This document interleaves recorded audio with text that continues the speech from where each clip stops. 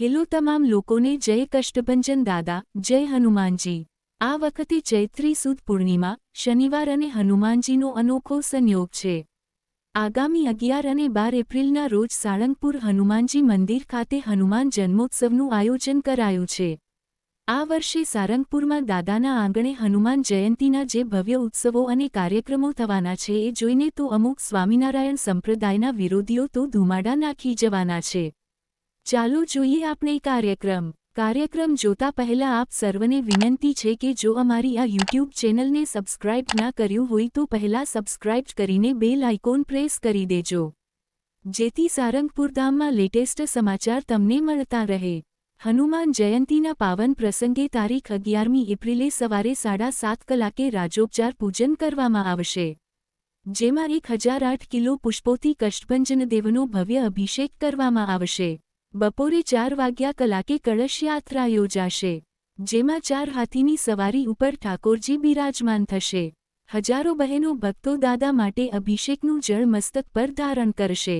251 પુરુષ અને મહિલા ભક્તો સાફા ધારણ કરીને દાદાને રાજી કરશે। 108 બાળકો દાદાના વિજયી ધ્વજને લહેરાવશે। આ તકે આફ્રિકન સીધી ડાન્સ જબરદસ્ત આકર્ષણ જમાવશે। આ ઉપરાંત ડીજે, નાસિક ઢોલ, બેન્ડવાજા વગેરે સંગીતની ટીમો ભક્તોને મંત્રમુગ્ધ કરશે। આ તકે 251 કિલો પુષ્પ અને 25,000 ચોકલેટો સંતો દ્વારા દર્શનાર્થીઓને વધાવવામાં આવશે। 11 એપ્રિલ શુક્રવારે રાત્રે 8:30 કલાકે કિંગ ઓફ સાળંગપુરની સમૂહ આરતી યોજાશે, જેમાં હજારો દીવડાઓથી કિંગ ઓફ સાળંગપુરની સંતો અને ભક્તોની ઉપસ્થિતિમાં આરતી થશે અને ઐતિહાસિક આતશબાજીથી દાદાનું સ્વાગત કરાશે। રાત્રે 9 કલાકે ખ્યાતનામ કલાકાર જીગરદાન ગઢવી દ્વારા ડાન્સ વિથ ભક્તિ સંગીતનો કાર્યક્રમ યોજાશે અને કિંગ ઓફ સાળંગપુરના સાનિધ્યમાં ભક્તિ સંગીતનો લાઇવ કોન્સર્ટ યોજાશે। 11મી એપ્રિલે સમૂહ સંધ્યા આરતી, આતશબાજી અને લાઇવ મ્યુઝિક કોન્સર્ટ સહિતના કાર્યક્રમોનું આયોજન।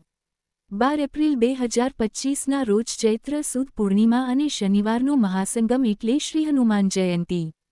સાળંગપુરમાં કષ્ટભંજન દેવ મંદિરમાં હનુમાનજી મહારાજનો ભવ્ય જન્મોત્સવ ઉજવાશે। દાદાની અમાપ કૃપાથી સંસારમાં આદિ, વ્યાધિ અને ઉપાધિથી મુક્ત થયેલા હજારો ભક્તો શ્રી હનુમાન જયંતીના પવિત્ર પ્રસંગમાં પધારશે। 54 ફૂટના કિંગ ઓફ સાળંગપુર મૂર્તિની ભવ્ય સમૂહ આરતી, ભવ્ય રાજોપચાર, અન્નકૂટ અને મહાસંધ્યા આરતી જેવા અનેક પ્રસંગોમાં વડતાલધામના આચાર્ય રાકેશપ્રસાદજી મહારાજ અને હરિપ્રકાશદાસજી સ્વામી અને વડીલ સંતોના આશીર્વાદ પ્રાપ્ત થશે, જે માટે મંદિરના સંતો દ્વારા વિશેષ તૈયારીઓ કરી લેવામાં આવી છે। તેથી દર્શનાર્થીઓને મુશ્કેલી ન થાય તે માટે મંદિર પરિસરમાં રહેવા તથા જમવાની ખાસ વ્યવસ્થા કરવામાં આવી છે। વિશાળ પાર્કિંગ એરિયા બનાવવામાં આવ્યા છે। દાદાના જન્મોત્સવની રંગેચંગે ઉજવણી થાય એ માટે અહીં 2 દિવસ સુધી વિવિધ કાર્યક્રમો પણ યોજાશે। 12 તારીખે એટલે કે હનુમાન જયંતીના દિવસે દાદાના દરબારમાં સમૂહ મારુતિ યજ્ઞ યોજાશે, જેમાં વડતાલ ગાદીના આચાર્ય રાકેશપ્રસાદ મહારાજ, સંતો અને 1000થી વધુ હરિભક્તો યજ્ઞમાં બેસવાનો લાભ લેશે। દેશના વિવિધ પ્રાંતમાંથી આવેલા 50મી વધુ બ્રાહ્મણો આ યજ્ઞ કરાવશે। તારીખ 12ને શનિવારે સવારે 5 કલાકે મંગળા આરતી વખતે ભવ્ય આતશબાજીથી કષ્ટભંજનદેવ દાદાનું સ્વાગત કરાશે। 7 કલાકે કષ્ટભંજનદેવ દાદા સુવર્ણવાઘા ધારણ કરીને ભક્તોને દર્શન આપશે। સવારે 7:30 કલાકે 51,000 બલૂનરોપથી ભક્તોનું સ્વાગત થશે। 250 કિલો કેકનું કટિંગ કરી હજારો ભક્તો હનુમાન ભક્તિમાં ડીજેના તાલે ઝૂમી ઉઠશે। આ દરમિયાનમાં સવારે 7 વાગ્યે સમૂહ મારુતિ યજ્ઞનું પણ આયોજન કરાયું છે, જેમાં આચાર્ય રાકેશપ્રસાદદાસ સમૂહ યજ્ઞવિધિમાં લાભ આપશે અને 1000મી વધુ ભક્તો દાદાના દરબારમાં સમૂહ યજ્ઞમાં બેસવાનો લાભ લેશે। બપોરે 11 કલાકે મહાન્નકૂટ યોજાશે અને દાદાના દર્શને આવતા તમામ ભક્તો માટે 10 કલાકે મહાપ્રસાદનો પ્રારંભ થઈ જશે। સાંજે 7 કલાકે મહાસંધ્યા આરતી યોજાશે, જેમાં હજારો દીવડાઓ દ્વારા સામૂહિક કષ્ટભંજનદેવની સંતો ભક્તો દ્વારા સામૂહિક આરતી કરવામાં આવશે। સાળંગપુરમાં આ હનુમાન જન્મોત્સવની ઉજવણીના માઇક્રો મેનેજમેન્ટ માટે 3000થી વધુ સ્વયંસેવકો ભોજનાલય, મંદિર પરિસર અને પાર્કિંગ સહિતના 25 અલગ અલગ વિભાગોમાં ખડેપગે રહેશે। આ ઉપરાંત અહીં આવતા ભક્તો માટે વિશાળ પાર્કિંગની વ્યવસ્થા બરવાળાથી આવતા અને બોટાદ બાજુથી આવતા ભક્તો માટે કરવામાં આવી છે। જેમાં અલગ અલગ પાર્કિંગમાં એક સાથે 10,000થી વધુ વ્હીકલ આરામથી પાર્ક કરી શકાશે.